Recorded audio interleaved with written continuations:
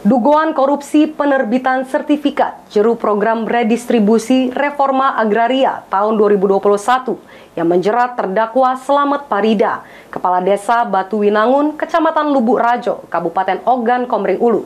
Terdakwa ungkap oknum BPN melok terlibat jeru kasus yang dia alami.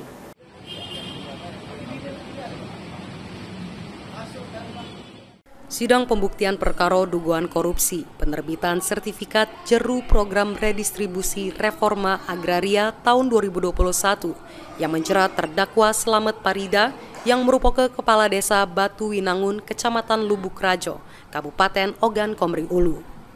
Sidang yang digelar di Pengadilan Negeri Palembang di hadapan majelis hakim yang diketuai oleh Hakim Masriati.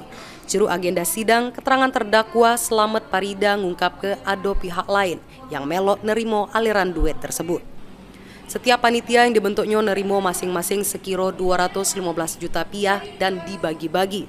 Ado oknum yang nerimo duit tersebut yakni petugas BPN bernama Effendi yang sudah menerima duit sebesar 105 juta rupiah. Terdakwa ngeraso nyeseli perbuatannya karena dirinya tidak tahu kalau program tersebut gratis dan tidak dipungut biaya.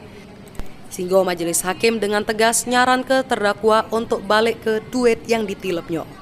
Sementara itu, penasehat hukum terdakwa Supendi ungkap ke oknum-oknum yang terlibat dan nerimo aliran duit tersebut.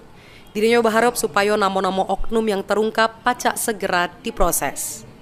Oknum BPN itu namanya Nur Effendi. Dia menerima 105 juta. Selaku apa itu? Selaku kasih. Kasih di... Waktu kemarin kasih di Batu Raja ya. Selaku kasih ya. Kasih.